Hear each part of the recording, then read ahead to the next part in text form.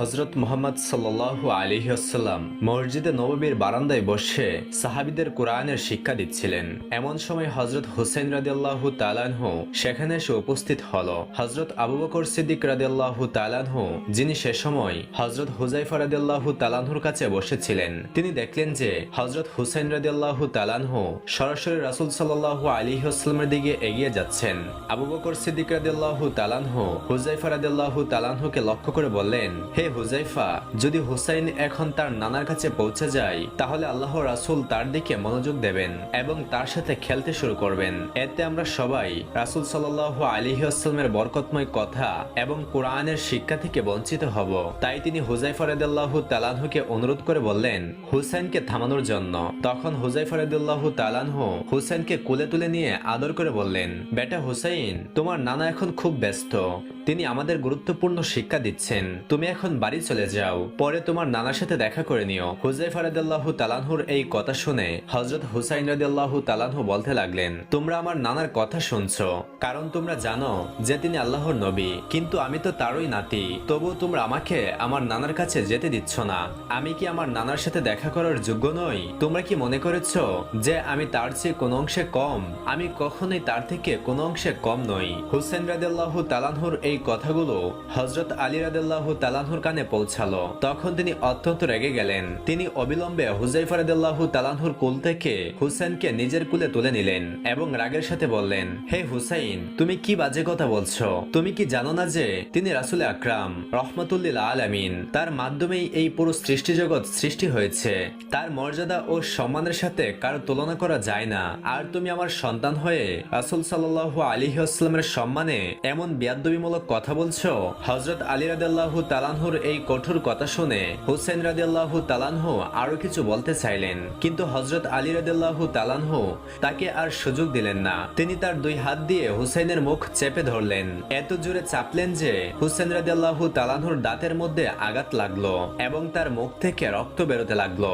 যখন হুসাইন রাদিয়াল্লাহু তাআলা আনহুর মুখ থেকে রক্ত বের হতে শুরু করলো, তখন তিনি ব্যথায় চিৎকার করে বলতে লাগলেন, হে আমার নানার সাহাবীরা, তোমরা আমাকে আমার নানার কাছে যেতে দিচ্ছ না কেন? তোমরা যার বাণী শুনছো, আমি সেই রাসূলের থেকে কোনো অংশেই কম নই। আমি হুসাইন বলছি যে আমি সেই রাসূলের চেয়ে কয়েক গুণ শ্রেষ্ঠ। এই কথা শুনে হযরত ওমর ফারুক রাদিয়াল্লাহু তাআলা আনহু তলোয়ার বের করে দাঁড়িয়ে গেলেন। তিনি হযরত আলী রাদিয়াল্লাহু তাআলা আনহুকে উদ্দেশ্য করে বললেন, হে আলী, তোমার ছেলে হুসাইন রাসূলের সম্মানে বিয়াদবিমূলক কথা কিভাবে বলছে? যদি আমার ছেলে আব্দুল্লাহর মুখ থেকে এমন একটি শব্দ বের হতো তাহলে আমি তাকে তখনই টুকরো টুকরো করে ফেলতাম। হযরত ওমর রাদিয়াল্লাহু তাআলা আনহুর এই কথা শুনে হযরত আলী রাদিয়াল্লাহু তাআলা আনহু হুসাইনকে নিয়ে মসজিদে নববী থেকে বের হতে লাগলেন। ঠিক এমন সময় অন্যদিক থেকে রাসূল আকরাম সাল্লাল্লাহু আলাইহি ওয়াসাল্লামের সুমধুর কণ্ঠস্বর ভেসে আসলো, হে আলী, আমার কলিজার টুকরা, আমার নাতিকে আমার কাছে আসতে দাও। হযরত আলী রাদিয়াল্লাহু তাআলা আনহু যখন রাসূল সাল্লাল্লাহু আলাইহি ওয়াসাল্লামের আওয়াজ শুনলেন, তখন তিনি হুসাইনকে নিজের কোল থেকে ছেড়ে দিলেন। যখনই হুসাইন রাদিয়াল্লাহু তাআলা আনহু স্বাধীনতা পেলেন, তিনি দৌড়ে গিয়ে তার নানার কোলে বসে গেলেন। তারপর রাসূল সাল্লাল্লাহু আলাইহি ওয়াসাল্লামের কপাল ও গালে চুমু খেতে খেতে বলতে লাগলেন, ও আমার প্রিয় নানা, আমি তো শুধু আপনার কাছে আসতে চেয়েছিলাম, কিন্তু আপনার একজন সাহাবী হুযায়ফা আমাকে আপনার কাছে আসতে দিলেন না। আর আমার নিজের বাবা হযরত আলী, তিনি আমার মুখ এত শক্ত করে চেপে ধরেছিলেন যে দেখুন না নানা, আমার ঠোঁট ফেটে গেছে এবং রক্ত বের হচ্ছে। এই রাগ ও ব্যথাই আমার মুখ থেকে বেরিয়ে গিয়েছিল যে আমি সেই নবীর চেয়ে কোনো অংশেই কম নই, বরং সবার চেয়ে শ্রেষ্ঠ। নানা, আপনি আমার এই কথায় রাগ করবেন না, আমাকে মাফ করে দিন। হুসাইনের মুখে এই কথা শুনে রাসূল আকরাম সাল্লাল্লাহু আলাইহি ওয়াসাল্লাম হাসতে হাসতে বললেন, হে আমার নাতি, আমি তোমার কথাই কিছু মনে করিনি এবং আমি তোমাকে মাফ করে দিয়েছি। হঠাৎ করে হযরত ওমর ফারুক রাদিয়াল্লাহু তাআলা আনহু দাঁড়িয়ে গেলেন এবং আবেদন করলেন, ইয়া রাসূলুল্লাহ, আপনি হোসেনকে জিজ্ঞাসা করুন যে তিনি কেন বললেন তিনি আপনার চেয়ে কয়েক গুণ শ্রেষ্ঠ এবং আপনার থেকে কোনো অংশেই কম নন। আমরা সমস্ত সাহাবীরা জানতে চাই। যে এই কথা তার মনে কিভাবে এলো। হযরত ওমর রাদিয়াল্লাহু তাআলা আনহুর এই কথা শুনে রাসূলুল্লাহ সাল্লাল্লাহু আলাইহি ওয়াসাল্লাম হুসাইন রাদিয়াল্লাহু তাআলা আনহুকে বললেন, হে হুসাইন, তুমি তো এমন কোনো কথা এমনিতে বলো না, অবশ্যই এর পেছনে কোনো রহস্য আছে। তুমি কেন বললে যে আমি রাসূলের চেয়ে কয়েক গুণ শ্রেষ্ঠ এবং তার থেকে কোনো অংশেই কম নই? আমার সাহাবীরাও এই কথা জানতে চাই। হুসাইন রাদিয়াল্লাহু তাআলা আনহু রাসূল সাল্লাল্লাহু আলাইহি ওয়াসাল্লামের কথা শুনে আবেদন করলেন, নানা যান, যখন আপনার সাহাবীরা জানতে চান তখন আমি বলছি। আচ্ছা নানা, আপনি বলুন তো আপনার বাবার নাম কি? হুসাইন রাদিয়াল্লাহু তাআলা আনহুর এই প্রশ্নের জবাবে রাসূলুল্লাহ সাল্লাল্লাহু আলাইহি ওয়াসাল্লাম বললেন, আমার বাবার নাম আব্দুল্লাহ। তখন হুসাইন রাদিয়াল্লাহু তাআলা আনহু বললেন, তো নানা যান, আপনার বাবা আব্দুল্লাহ কি জান্নাতে যাবেন? রাসূল সাল্লাল্লাহু আলাইহি ওয়াসাল্লাম জবাব দিলেন, আমি রাসূল হয়েও নিশ্চিতভাবে বলতে পারছি না যে আমার বাবা জান্নাতে যাবেন কিনা। হ্যাঁ, আল্লাহ চাইলে তাকে জান্নাত দান করতে পারেন এবং চাইলে নাও করতে পারেন। রাসূল সাল্লাল্লাহু আলাইহি ওয়াসাল্লামের এই কথা হুসাইন রাদিয়াল্লাহু তাআলা আনহু খুব মনোযোগ দিয়ে শুনলেন। অতঃপর পুনরায় রাসূল সাল্লাল্লাহু আলাইহি ওয়াসাল্লামকে তিনি বললেন, নানা যান, তাহলে এখন বলুন আমার বাবার নাম কি? রাসূল সাল্লাল্লাহু আলাইহি ওয়াসাল্লাম বললেন, তোমার বাবার নাম হযরত আলী। হযরত হুসাইন রাদিয়াল্লাহু তাআলা আনহু আবারও জিজ্ঞাসা করলেন, নানা যান, আমার বাবা কি জান্নাতে যাবেন? রাসূল সাল্লাল্লাহু আলাইহি ওয়াসাল্লাম বললেন, হ্যাঁ, তোমার বাবা অবশ্যই জান্নাতে যাবেন। তোমার বাবা দুনিয়াতে থাকতেই জান্নাতের সুসংবাদ পেয়েছেন, তিনি আশারায়ে মুবাশশারায় অন্তর্ভুক্ত হয়েছেন। তারপর ছোট হুসাইন রাদিয়াল্লাহু তাআলা আনহু পুনরায় জিজ্ঞাসা করলেন, ও আমার নানা, আপনি আপনার সাহাবীদের জিজ্ঞাসা করুন, আল্লাহর কাছে আপনার বাবা আব্দুল্লাহ বেশি মূল্যবান না আমার বাবা হযরত আলী রাদিয়াল্লাহু তাআলা আনহু? হুসাইনের মুখে এই কথা শুনে রাহমাতুল লিল আলামিন সারোয়ারে কায়নাত হযরত মুহাম্মদ সাল্লাল্লাহু আলাইহি ওয়াসাল্লামের চোখ থেকে মুক্তার মতো অশ্রু ঝরতে লাগলো। রাসূল সাল্লাল্লাহু আলাইহি ওয়াসাল্লাম তার সাহাবীদেরকে বললেন, হে আমার সাহাবারা, তোমরা শোনো, আমার বাবা আব্দুল্লাহ জান্নাতে যাবেন কিনা এর জামিন আমি রাসূল হয়েও দিতে পারি না, কিন্তু হুসাইনের বাবা আলী দুনিয়াতে থাকতেই জান্নাতের অনুমতি পেয়ে গেছেন। হুসাইনের বাবাকে আল্লাহ রাব্বুল আলামিন কাফেরদের জন্য সিংহ বানিয়ে পাঠিয়েছেন এবং তার জন্য আল্লাহর রাসূল এই কথাগুলো বলেছেন যে তার উপাধি হলো আসাদুল্লাহ গালিব। নিঃসন্দেহে আমার বাবা আব্দুল্লাহর চেয়ে হুসাইনের বাবা আলী রাদিয়াল্লাহু তাআলা আনহুর মর্যাদা ও সম্মান আল্লাহ রাব্বুল আলামিনের কাছে অনেক গুণ বেশি। সেই সময় হযরত হুসাইন রাদিয়াল্লাহু তাআলা আনহু আবার আবেদন করলেন, নানা যান, এখন বলুন আপনার মায়ের নাম কি?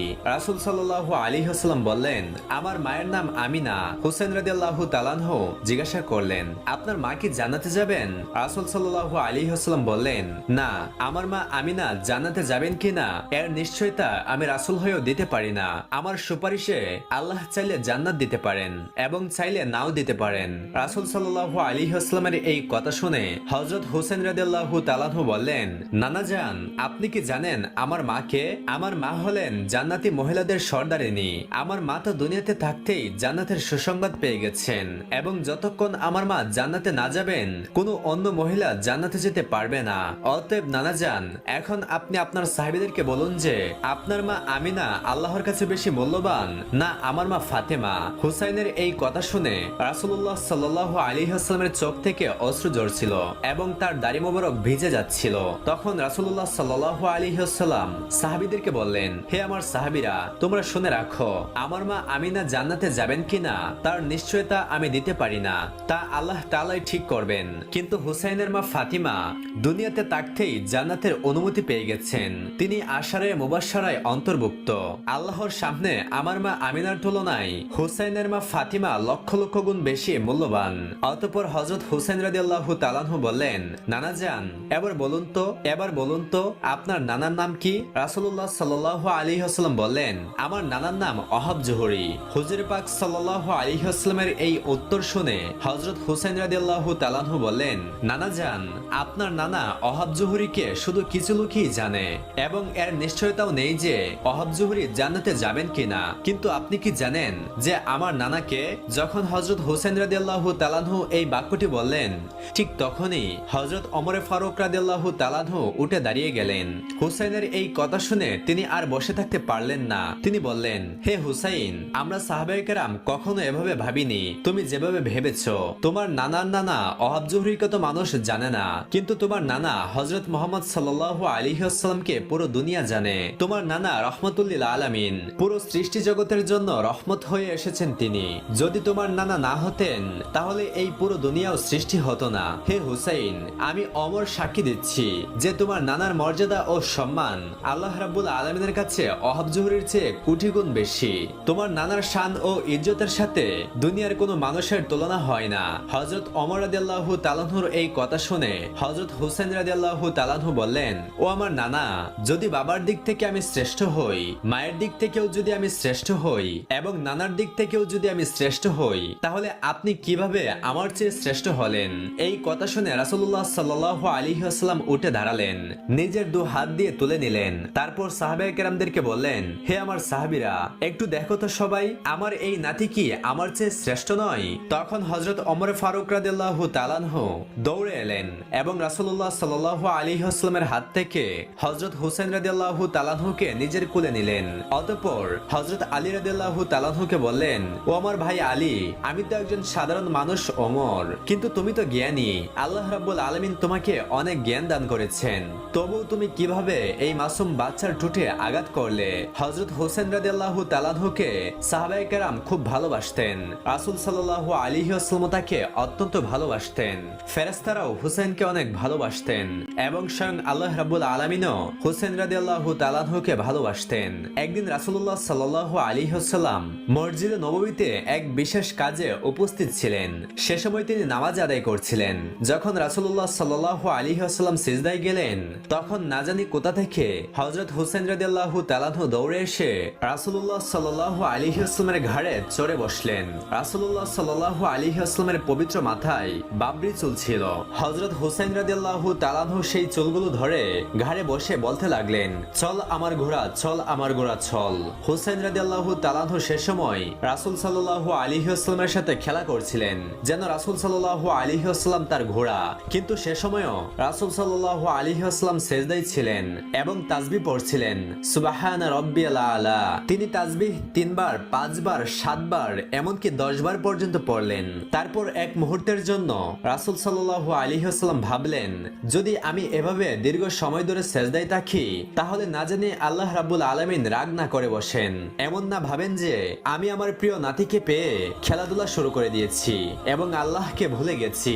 রাসূল সাল্লাল্লাহু আলাইহি ওয়াসাল্লাম যখন এটা ভাবছিলেন যে এখন সিজদা থেকে মাথা তুলবেন, ঠিক তখনই আল্লাহ রাব্বুল আলামিন ডাক দিলেন, ও আমার হাবিব, হুসাইন আপনাকে ঘোড়া বানিয়েছে, সে আপনার পিঠে সাওয়ার। যতক্ষণ হুসাইন আপনার পিঠে আছে, আপনি সিজদারত অবস্থায় থাকুন।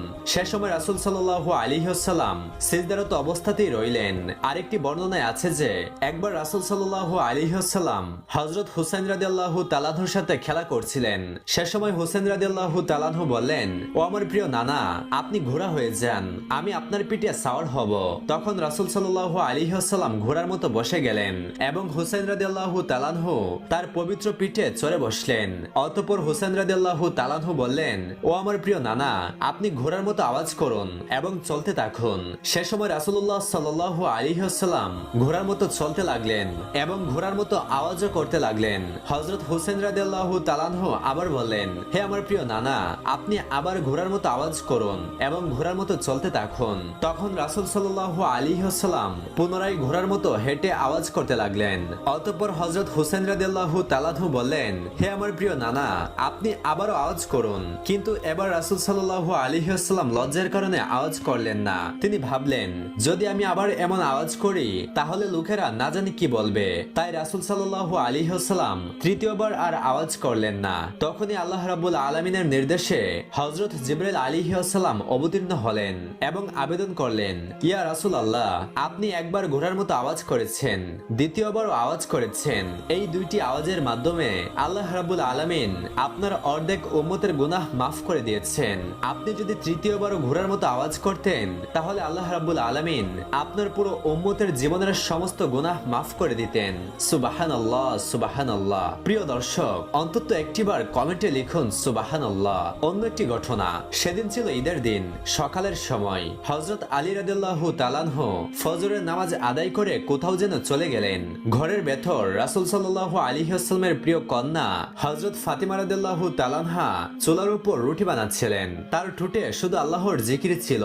ওদিকে ছোট ছোট দুই ভাই হযরত ইমাম হাসান রাদিয়াল্লাহু তাআলা আনহু এবং হযরত ইমাম হুসাইন রাদিয়াল্লাহু তাআলা আনহু সেই পুরনো পোশাক পরেই উঠোনে খেলছিলেন। এমন সময় মহল্লার একটি ছেলে দৌড়ে এলো এলো এবং অবাক হয়ে বলল, আরে তোমাদের দুজনের কাছে তো ঈদের জন্য নতুন পোশাক নেই, আজ তো খুশির দিন, মহল্লার সব ছেলেরা নতুন পোশাক পরে সেজেগুজে ঘুরছে, আর তোমরা দুজন তো প্রতিদিনের মতোই ওই পুরনো পোশাকেই খেলছো। কিন্তু সে সময় হাসান রাদিয়াল্লাহু তাআলাহু এবং হুসাইন রাদিয়াল্লাহু তাআলাহু এত ছোট ছিলেন যে পরিস্থিতির আসলতা বুঝতে পারছিলেন না। তাদের জানা ছিল না যে তাদের বাবা মা কত কঠিন সময়ের মধ্য দিয়ে যাচ্ছেন। ঘরের ভেতর হযরত ফাতেমা রাদিয়াল্লাহু তাআলাহা চুলার উপর রুটি বানাতে ব্যস্ত ছিলেন। তখনই রাসূল সাল্লাল্লাহু আলাইহি ওয়াসাল্লামের কলিজার টুকরা ইমাম হাসান রাদিয়াল্লাহু তাআলাহু এবং ইমাম হুসাইন রাদিয়াল্লাহু তাআলাহু ঈদের আনন্দ দেখে তাদের মায়ের কাছে নতুন পোশাকের আবদার নিয়ে কাঁদতে লাগলেন।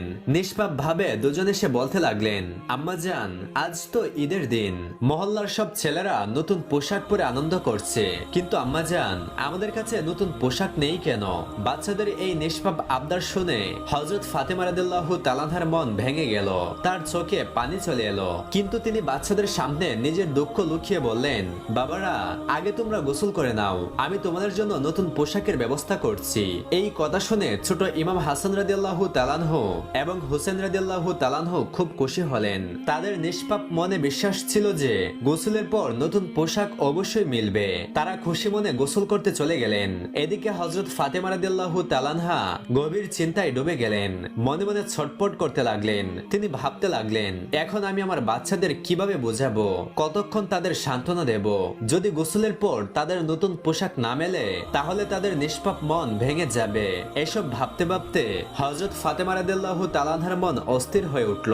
এদিকে হযরত হাসান রাদিয়াল্লাহু তাআলাহু এবং হযরত হুসাইন রাদিয়াল্লাহু তাআলাহুর ফেরার সময় হয়ে গিয়েছে।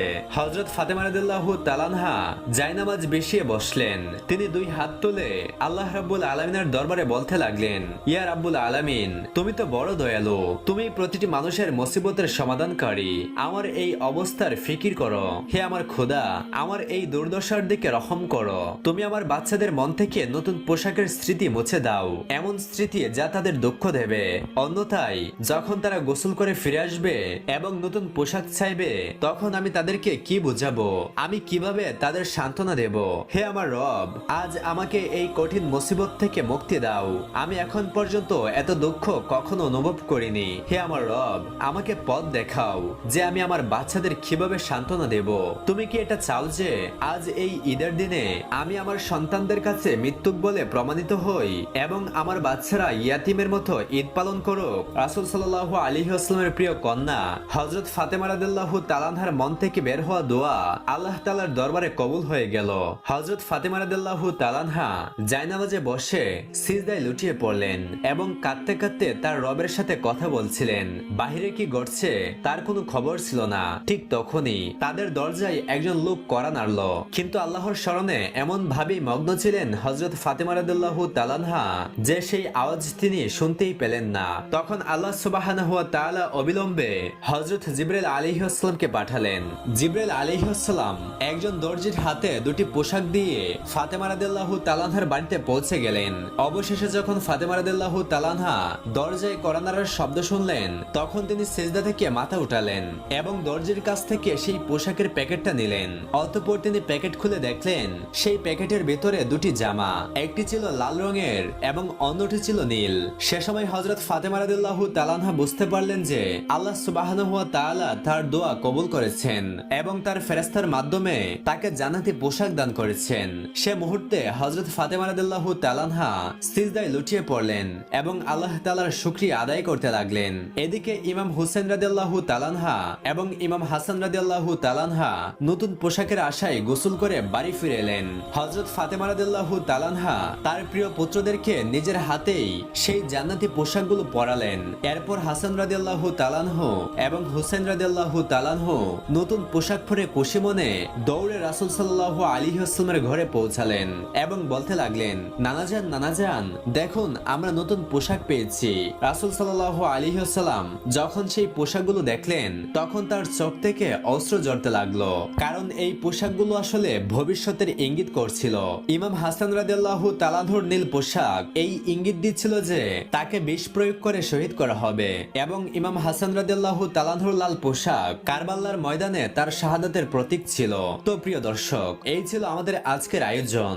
যদি আপনাদের কাছে আমাদের এই ভিডিওটি ভালো লেগে থাকে তাহলে ভিডিওটিতে একটি লাইক দিয়ে কমেন্ট করে আপনার মতামত জানান। আর পরবর্তীতে এমন আরো ভিডিও পেতে আমাদের চ্যানেলটি সাবস্ক্রাইব করুন। তো প্রিয় দর্শক, দেখা হচ্ছে পরবর্তী ভিডিওতে। ততক্ষণ পর্যন্ত আপনারা সকলেই ভালো থাকুন, সুস্থ থাকুন। আল্লাহ হাফেজ।